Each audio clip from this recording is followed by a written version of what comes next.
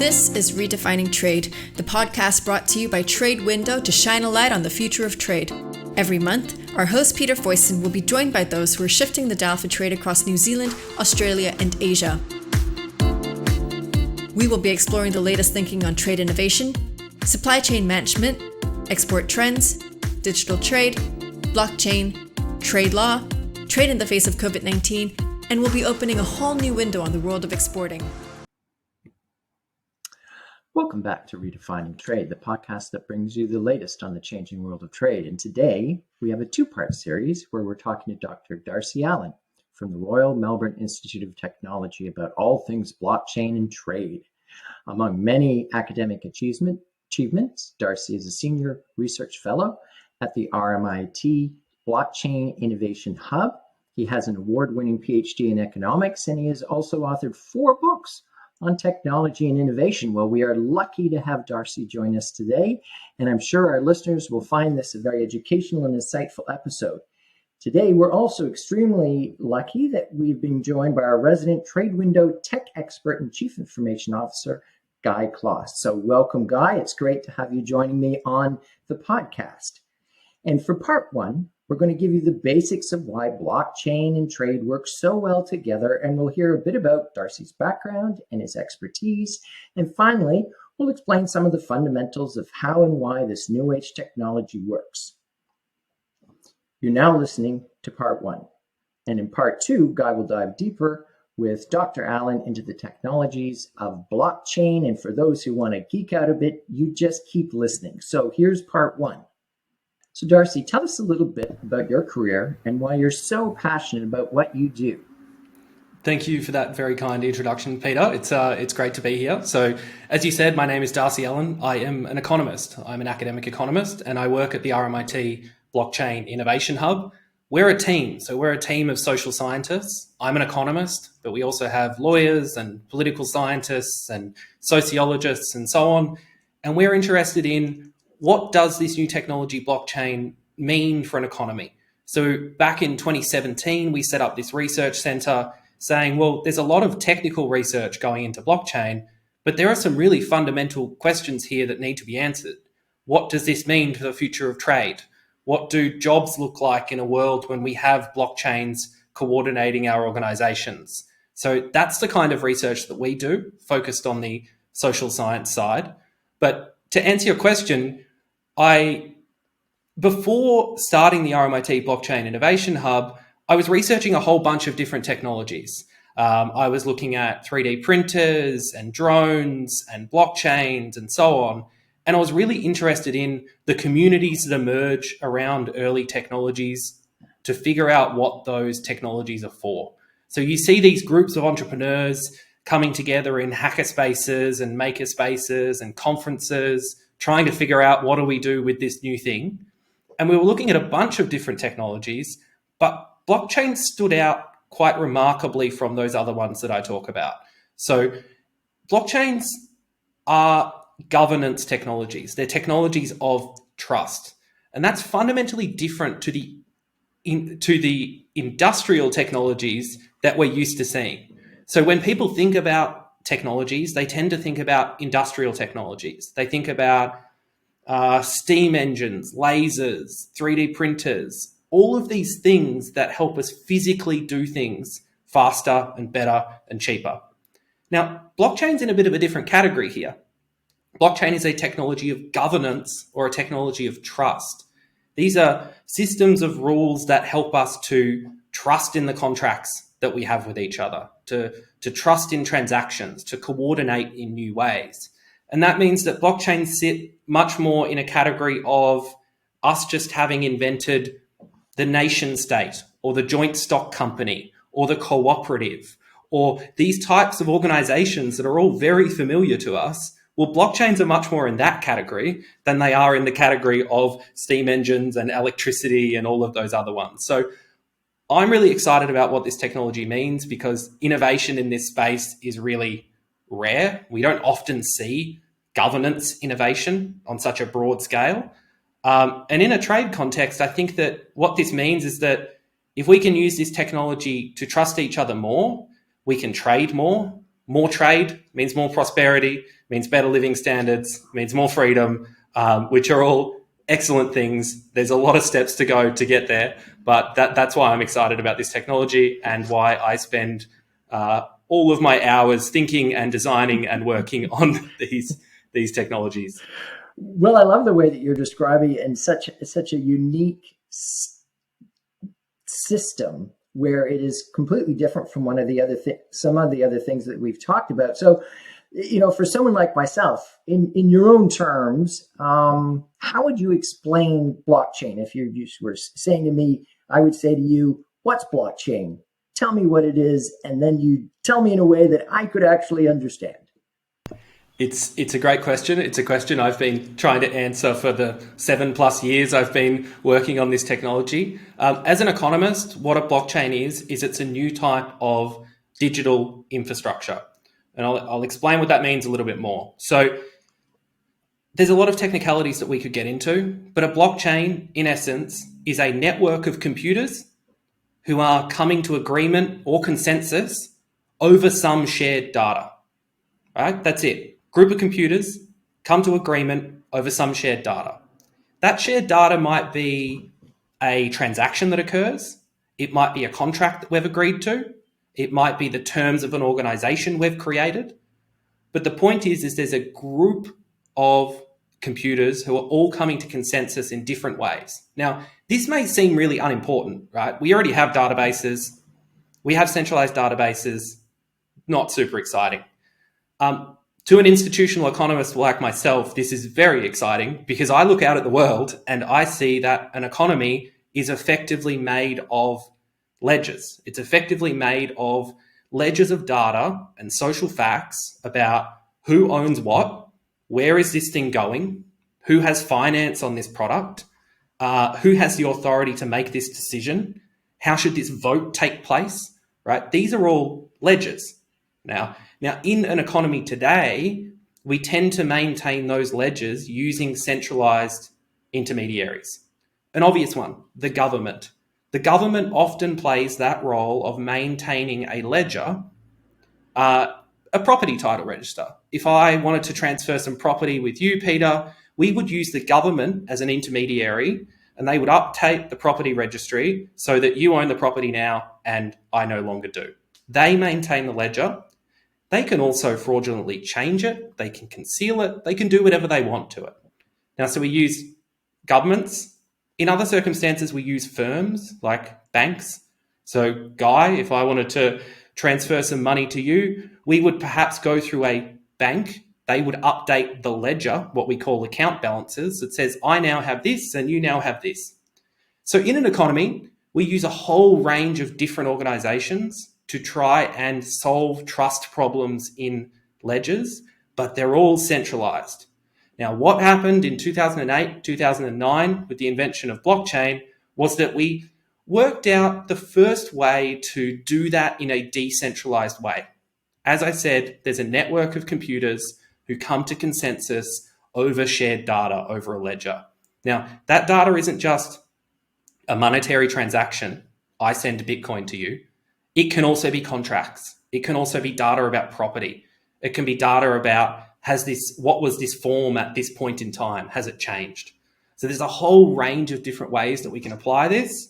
And I think that's why almost for the last 4 or 5 years, you've seen blockchain for everything, right? You've seen blockchain for trade, blockchain for identity, blockchain for this and this and this. And that's for a specific reason. It's because you can see a potential application everywhere you look in the economy because economies are made of ledgers.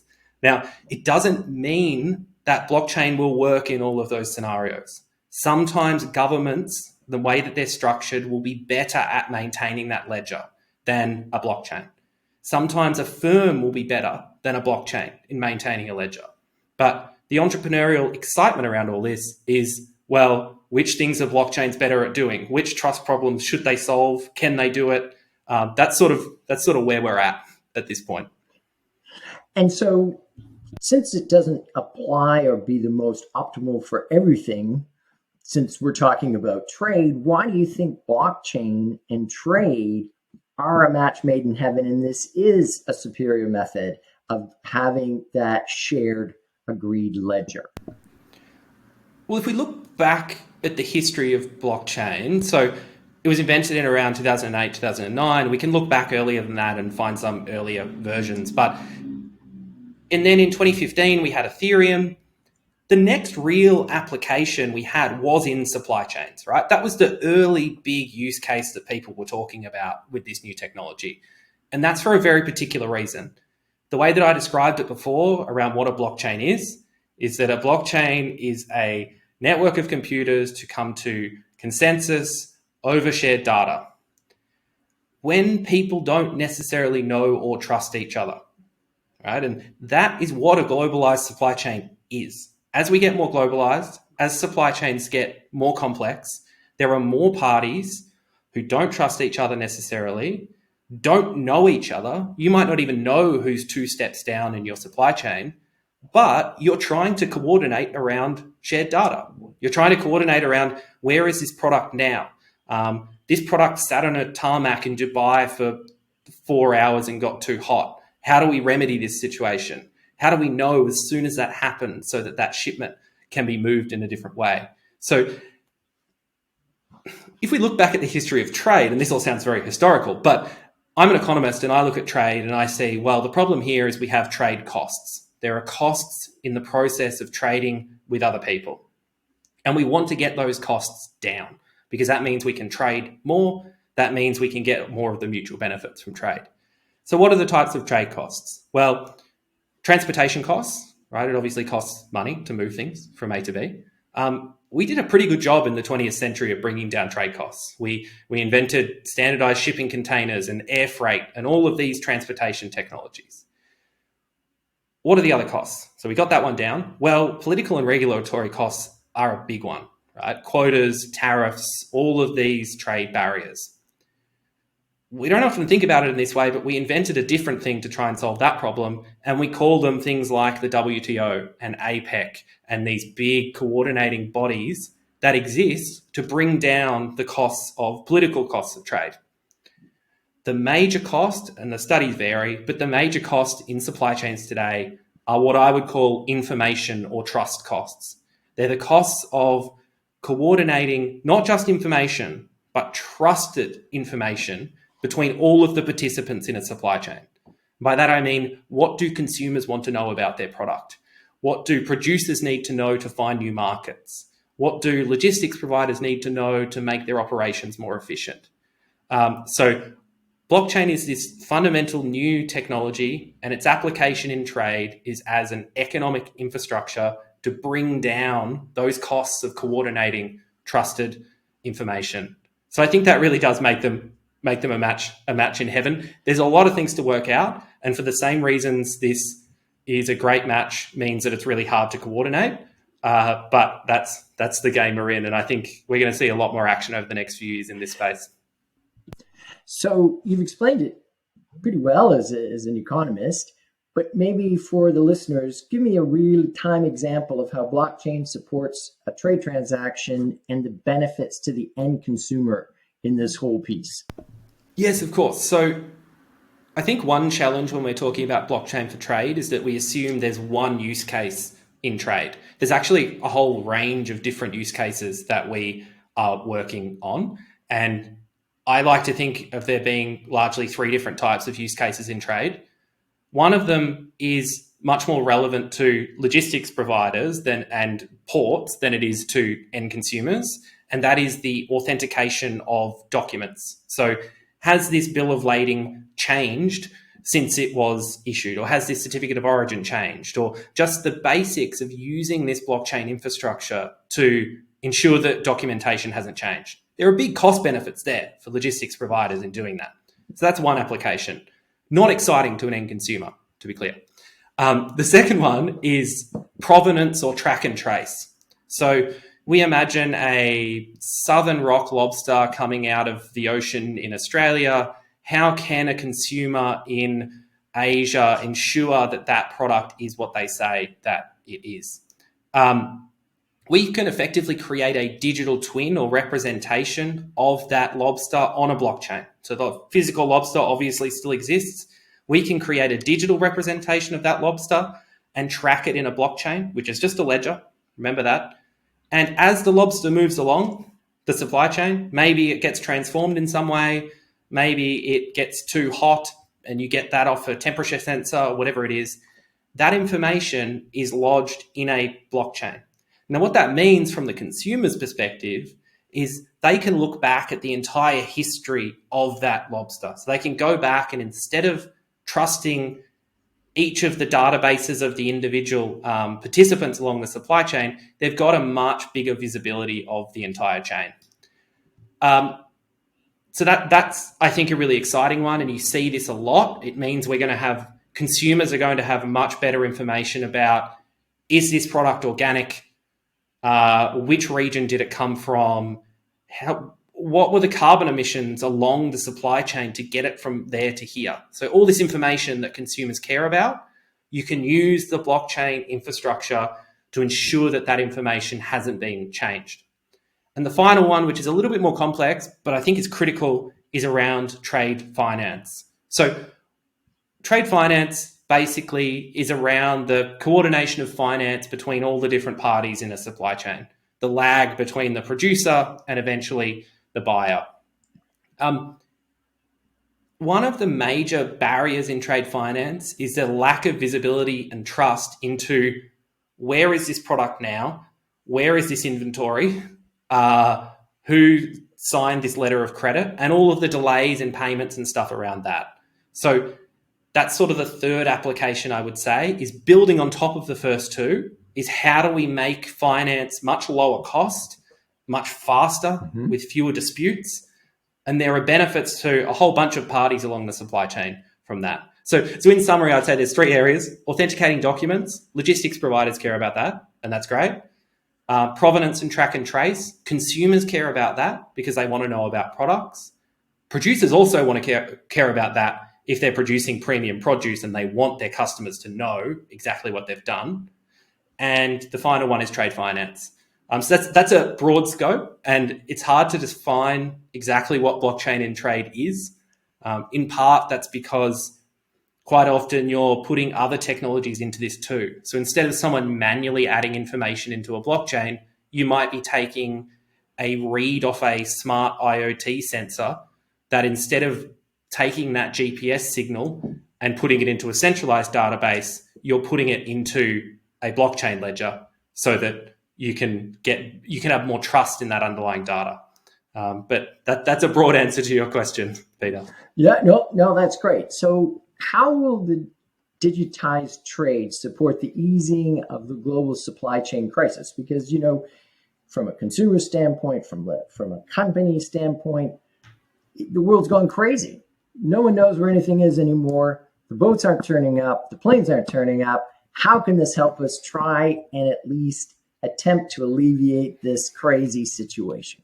Well, I think the first thing to note about this is that it's really interesting that people have probably cared more about supply chains now than they ever have, the average person. There's a lot of people who probably Googled what is a supply chain and why can't I buy toilet paper in the supermarket. And what it's really revealing is, well, supply chains are, as we talked about, information problems, right? Distributed parties don't know each other, but are trying to coordinate around, we need more toilet paper here, or we need this here. And it's in a very dynamic situation. It's hard to give a specific answer around how blockchain helps here, except the general answer that we know, which is if blockchains are rolled out, we will have much more granulated information about and visibility about the entire global supply chain. And we will have more trust in that information. And that is what is the input into decision-making that makes supply chains more resilient.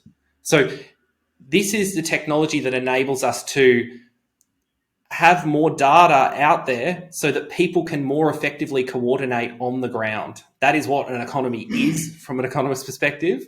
And the solution to this, although it sounds just sort of hand-wavy, but that's how an economy works. If you have more data and you have more information, you get better coordination, lower transaction costs, and these problems get resolved much faster. Excellent. Well, I've got one last question, and that is, what role do you see the government playing in blockchain in general and trade digitization? It's a good question because I think a lot of governments are pretty scared at the moment about this technology, and I think that is because of some of the misconceptions about it. Part of the problem in thinking about this is that in many ways, as we talked about at the start, blockchains are competing with the government to do various things. So that makes the relationship confusing to start off with. Governments, a huge part of what they do is they maintain trusted ledgers, and they are the trusted intermediary. That's what this new technology does. It's weird, it's confusing, it makes people scared. So that's some context for this question. But I think the key thing, if we're talking about supply chains first, is the government can play a coordinating role around the adoption of this technology. Not picking a particular technology or a particular implementation of it, but what they can do is they can help set the scene for a bunch of competitors to cooperate with each other, even by just simply showing that they are open to innovation in this space. We know when we see blockchain supply chain applications, increasingly the tech isn't a major issue. It's still an issue, but we have a lot of people and governance problems. You have to have competitors come together to share data, to cooperate with other people that they considered to be their direct competitors. And I think there's a role for government in helping to coordinate that. At a more basic level, government comes in here around standards, legal standards, semantic standards. Will they recognize when I turn up at the border and point to my blockchain digital twin and say, yeah, that gets me through and meets your regulatory requirements? Will they accept that, or will they say, oh no, we'll have the 100 pieces of paper, please? It's down to that level of acceptance of this new technology. I will note, which is a little bit broader than blockchain in trade, blockchain policy generally is going to be a major issue over the next 5 to 10 years. We're starting to see this happen. And that's because most of our regulatory frameworks are set up in a way that assumes there are a few different types of organizations in the economy, and we know how to regulate each of those. So the government goes, okay, we know what companies are, so we're going to have a Corporations Act, and this is how we regulate a company. Companies have directors. We'll put some liabilities there. We'll do it this way. We'll regulate companies in that way. Then they see markets. They know what markets are, and there's some things they don't like in markets, so they might regulate that. Blockchains kind of sit in between. It's not clear what they are. They often, in a lot of organizations, they don't have leaders. It's really hard to see where the liability is. It's hard to see how to tax things in it. So there's a few things here that are going to be difficult for governments to overcome. The Australian government, at least, is doing a great job in this area. They've just had a big Senate inquiry into this and made some great recommendations. But I'd certainly watch this space in terms of regulation. And that doesn't equally apply across every blockchain application. So there's much more public permissionless blockchains that have much bigger regulatory issues. And then there's much more permissioned blockchains that look more like company-style structures and have fewer regulatory issues. And we might get into that in a bit more detail here, but that is partially to overcome some regulatory problems. Darcy, thanks so much for joining us for the chat today. We really enjoyed it, and I'm sure our listeners have really learned a lot. So check out part 2 of the podcast, where Darcy will be joined by TradeWindow's Chief Information Officer, Guy Kloss. Thanks for listening to the Redefining Trade podcast. This has been Redefining Trade by TradeWindow with our host, Peter Foyston. Thanks for listening. Make sure you hit subscribe and keep an eye out for the next episode.